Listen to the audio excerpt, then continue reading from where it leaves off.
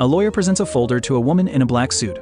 Her mother watches from a wheelchair. The woman's face is cold as stone. She signs the document without a second thought, handing it back decisively. The lawyer leaves. Her mother looks at her, her eyes filled with sorrow. The woman's hard expression cracks, revealing deep pain. She stares at a framed wedding photo. A single tear escapes and rolls down her cheek. She picks up the picture, sets it ablaze with a candle, and drops the burning memory to the floor. 7 days earlier, she runs alongside a gurney. Style, her mother unconscious. She grabs her husband, a surgeon in scrubs, pleading with him. He reassures her, and her mother is rushed into surgery. Inside the operating room, her husband prepares, but another female surgeon approaches. She gestures, insisting she can handle it. He smiles and steps aside. The surgery begins. 3 hours later, the monitor suddenly flatlines. A nurse shouts in alarm. The husband rushes back. An X-ray reveals a ring lodged inside the mother's body. The other surgeon stares at her bare hand in shock, then panics. The husband takes command. Later, the wife paces nervously. The doors open. She rushes to her husband, desperate for news. He explains the situation, his face a mask of concern. She clutches his arm, her relief palpable. He walks away with the other surgeon. The wife sits by her mother's bedside. A text message arrives. She reads it, her expression shifting from concern to confusion. A nurse enters to change the IV. The wife asks about the report. The nurse explains her husband took it. The wife's eyes narrow with suspicion. She leaves the room. In the hallway, two nurses gossip, revealing the wife is the hospital's main investor. In the husband's office, he surprises the other surgeon with a new sparkling pink ring. He takes her hand, sliding the ring onto her finger. Just then, the wife pushes the door open. She freezes, her face crumbling in shock and betrayal. The husband tries to act casual, but she ignores him. Her eyes fixed on the other woman's hand, on the sparkling pink ring. The husband scoffs, dismissing her concern, but the wife's face twists in anguish. She clutches her chest. The other woman looks down, feigning innocence. The wife points a trembling finger, demanding the ring back. The other woman hesitates, clutching her hand protectively. The husband steps between them, his expression hardening. He offers to buy her a new one, but the wife's gaze drifts past him, landing on a picture frame on the shelf. It's a photo of the other woman. The wife walks over, picks it up, her confusion turning to anger. The other woman points to a small trash can. The wife looks down and sees her own family photo, discarded among the trash. In a flash of rage, she slams the other woman's photo onto the floor. Her eyes blaze. The other woman smirks, revealing a new nameplate on the desk. The wife picks it up, staring at the other woman's name in disbelief. She turns to her husband, holding the nameplate, her eyes demanding an explanation. The husband tries to justify his actions, but the wife explodes in anger, her voice shaking. The other woman shrinks back. Playing the victim, she apologizes, then looks at the husband with tearful eyes. The wife crosses her arms, her expression unyielding. She tells the other woman to pack her things, then points to the door. "You're fired." The other woman bursts into tears, begging for a second chance. The husband intervenes, defending her. He explains that the hospital's new cosmetic surgery project is her work. The wife is stunned. She reveals the money she invested was for cancer research. Not this. The other woman tries to speak, but the wife silences her with a glare. The husband insists it's for the best, a faster way to make money. He takes the other woman's hand and leads her out of the office, leaving the wife standing alone, completely betrayed. She sinks to the floor, retrieving her family photo from the trash. As she holds it, her mother's medical report falls out. She picks it up, her eyes scanning the page, and then they widen in horror. The CT scan clearly shows a ring lodged inside her mother's body. An assistant shows the wife a tablet, displaying security footage from the surgery. The wife watches intently, her knuckles white as she grips the device. The audio confirms her worst fears, a ring left inside her mother. She calls her husband, her voice dangerously calm. He dismisses her concerns, lying through his teeth, but she hangs up, her eyes cold with resolve. She tells her assistant to prepare a lawsuit. Later, at the hospital, the husband storms in, the other woman trailing behind him. He demands to know why she's suing, his voice rising in anger.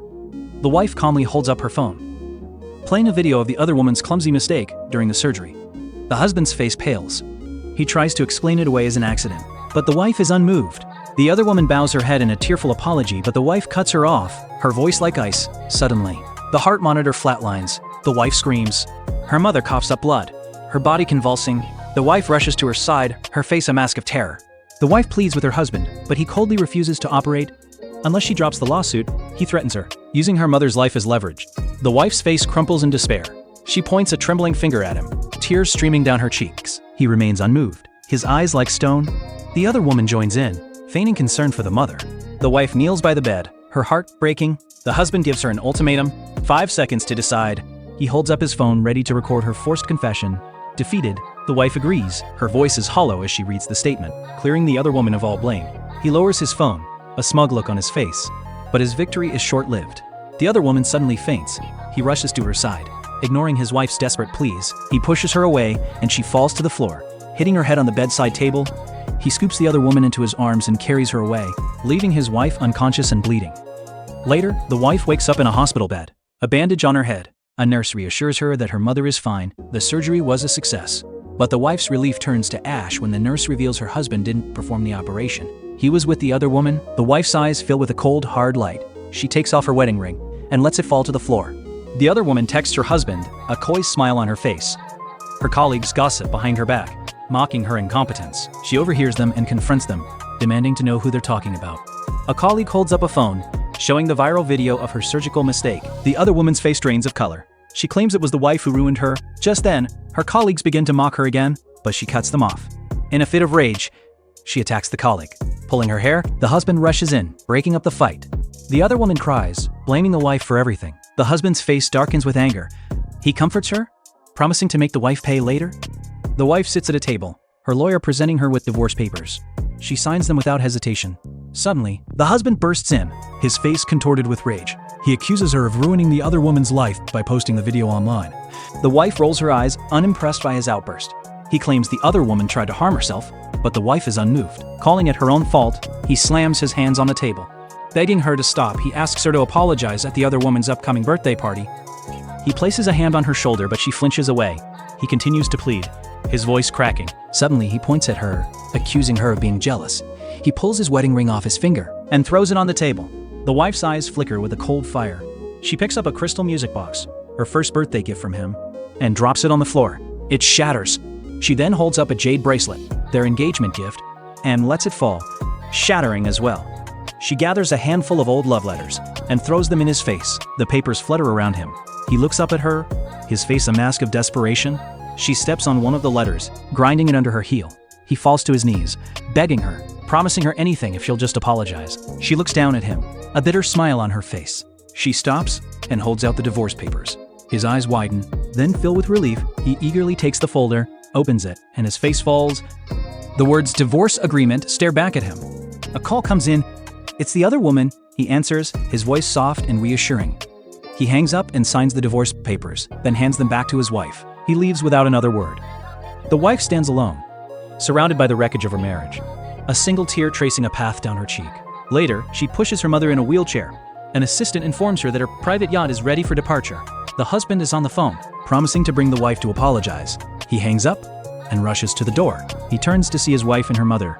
He asks where she's going, his voice filled with panic, but she just stares at him. The husband reminds his wife of her promise to apologize at the birthday party. She tells him to go ahead, she'll be there later. He leaves. The wife turns to her assistant, whispering instructions in his ear. He nods. At the party, the husband and the other woman make a grand entrance. Guests whisper and point, gossiping about the surgical mistake. The other woman clings to the husband's arm, her face a mask of distress. The assistant arrives, informing the husband that the wife won't be coming. The husband is confused, but the assistant just smiles cryptically. Suddenly, the large screen behind them flickers to life. The wife's face appears, smiling serenely from the deck of a yacht. The husband and the other woman stare in shock, their faces a mixture of confusion and dawning horror. The wife's image on the screen is serene, but her words are a bombshell. She introduces herself as the husband's wife and announces a special birthday gift for the other woman. The other woman looks at the husband, confused. He reassures her, thinking it's an apology. The wife's voice continues, announcing that the gift is on the tables in front of them. The guests begin opening the boxes, revealing worn-out broken shoes. The room erupts in whispers and laughter. The husband stares at the screen, his face a mask of fury. He screams at her, demanding to know what she's doing, but the wife just smiles. She asks him if they are still husband and wife. The assistant hands the husband to sign divorce papers. His eyes widen in disbelief. He denies signing them, but the wife reminds him of his poor memory. She declares that their marriage is over. The husband screams her name, begging her to come back, but the screen goes dark. The yacht sails away, leaving him alone in the echoing hall.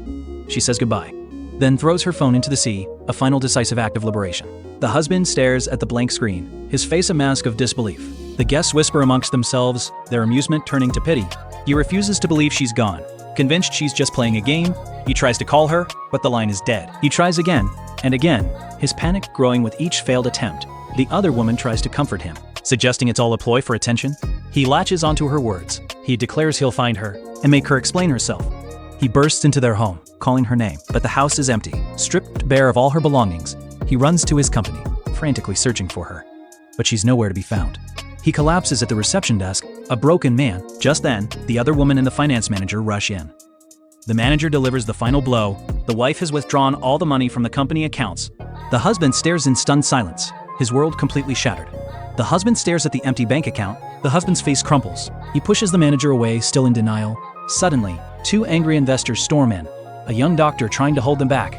They demand to see the husband. Their faces thunderous. They declare that their partnership is over, blaming him for the company's collapse. The husband can only watch them leave, his world falling apart. He collapses to his knees, his face a mask of despair. The other woman rushes to his side, holding him. She reassures him, saying the wife is just throwing a tantrum, that she'll come back. The husband clings to her words, a flicker of hope in his eyes. He reminisces about a time when he was blind, and she was the only one who stayed by his side. He embraces her, their moment captured by a doctor's phone from a distance. The doctor smirks, then walks away.